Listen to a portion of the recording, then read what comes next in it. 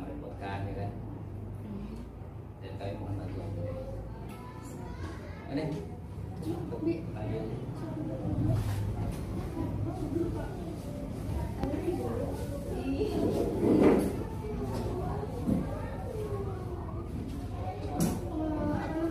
Pertama sih cuma menanya apa saja sih tugas sama tanggung jawab guru dalam manajemen BK di sekolah. Kalau di sini kan sistem pembelajarannya itu adalah inklusi ya. Jadi banyak anak-anak berkebutuhan khusus. Biasanya manajemen BK itu yang pertama kali dilakuin dulu adalah observasi dulu nih. Setiap anak kan punya kayak untuk apa ya namanya, punya karakternya sendiri dan punya pola belajar yang tersendiri nih. Jadi setiap guru biasanya observasi dulu, ini anak masuknya ke mana ya, karena kebetulan kita sekolah inklusi, jadi digolongkan dulu nih, dia masuknya ke tipe apa dulu, A, B, C. Kalau sekiranya dia di A, berarti manajemen untuk si yang fase A ini tuh beda lagi gitu. Jadi setiap fase itu punya manajemen BK yang beda-beda gitu. Misalkan di fase A manajemen BK-nya kita sering ada kayak ngobrol bareng, istilahnya kayak klasikal, tapi klasikalnya itu yang simple. Untuk anak-anak berkebutuhan kan nggak bisa yang namanya terlalu berat tuh. Nah jadi dia biasanya simple gitu, kayak misalkan tanya untuk belajarnya sama siapa gitu, pertanyaan-pertanyaan yang dasar sebenarnya gitu. Itu untuk manajemen BK di gurunya ya. Jadi gurunya itu observasi dulu terlebih dahulu, ini anak masuknya ke fase yang mana, lalu setelah itu baru kita melakukan kayak pembelajaran BK tapi dengan metode yang simple. Kan biasanya metode BK itu banyak ya, banyak tahapannya gitu kan. Terus juga kita harus observasi dulu, yang paling penting itu sih untuk manajemennya.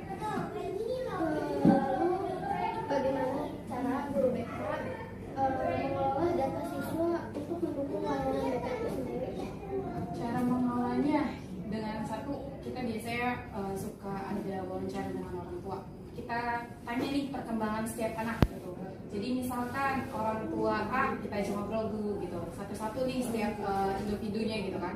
Misalkan dari, oh ternyata perkembangan di rumah tuh udah ada kemajuan, tapi kok di sekolah ada kemunduran gitu. Nah berarti ada yang gak balance nih antara si pembelajaran yang ada di rumah sama di sekolah. Biasanya kita cocokin, lalu kita cari solusinya bareng-bareng sama orang tua. Biasanya kayak gitu kalau di sini tuh, karena kan kebetulan anak-anak ini tuh kita mau ajak ngobrol, kamu tuh nggak bisanya apa gitu, nggak mungkin gitu, karena dia juga nggak paham apa yang mereka apa yang mereka nggak ngerti gitu. Jadi kita biasanya tektokan untuk komunikasinya sama orang tua. Gitu sih. Dari orang tua.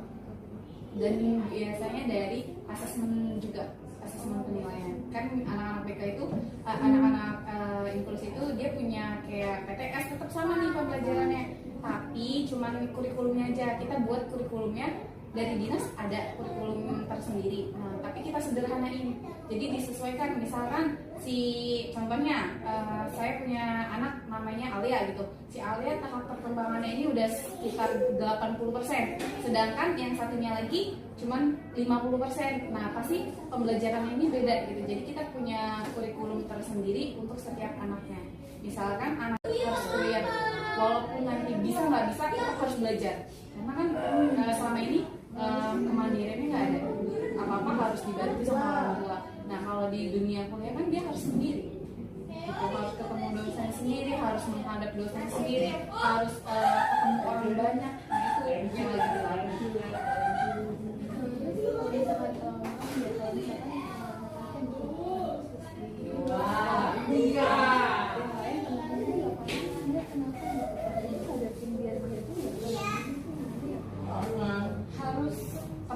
Harus gurunya itu harus kasih pemahaman ke orang tua, karena biasanya yang bermasalah itu orang tuanya, bukan anaknya.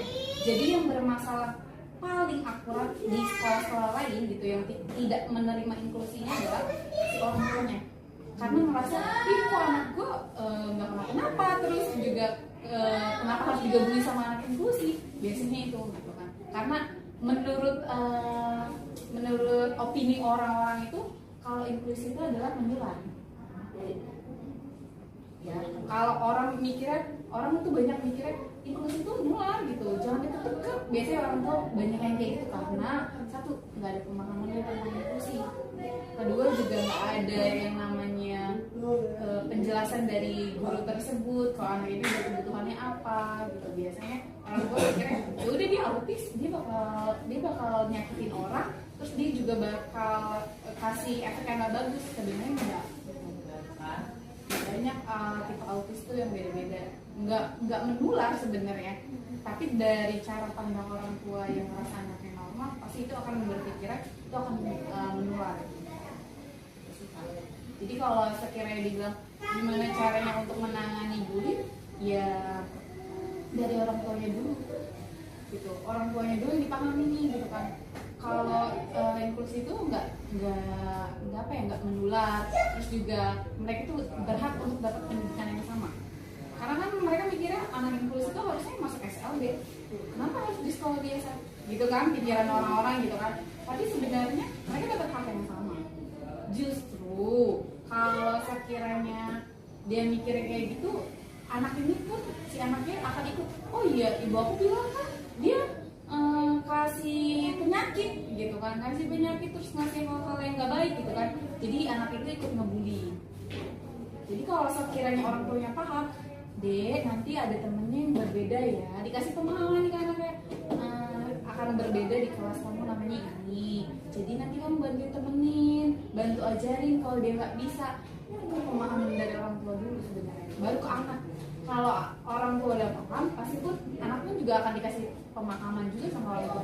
Karena kan 24 jam sama orang tua dan keluarga. Sekolah hanya cuma sekian waktu gitu. Itu sih kalau untuk menangani pembulian, ya dari orang tua dulu yang dia harus dipahami, dikasih pengertian kalau anak ini tuh berbeda. Lalu baru dari orang tua baru ke anaknya. Dari anaknya nanti mungkin kalau ada hal-hal kayak mungkin ejek-ejekan banyak gitu ya. Nah baru nanti guru masuk. Gitu sih kalau untuk penanganannya. Ini kalau untuk visi-misi dari anak inklusi itu apa ya?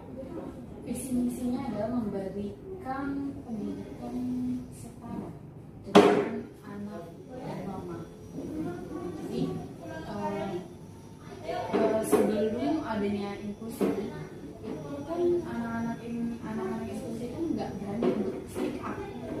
Orang tuanya ngumpetin anaknya gitu, nggak berani yang namanya kalau gue punya anak yang istimewa dengan kebutuhan juga istimewa, terus dengan keterampilan istimewa. Nah karena banyaknya pencetus yang bilang sekolah inklusi itu sama dengan sekolah normal, jadi orang tua sekarang udah mulai sikap nih, udah mulai ngeluarin, oh ini anak gue bisa sekolah di negeri gitu. Jadi kita mau pendidikan inklusi itu untuk menyetarakan si anak berkebutuhan dengan anak yang normal, walaupun dengan mekanisme program dan pembelajaran yang berbeda.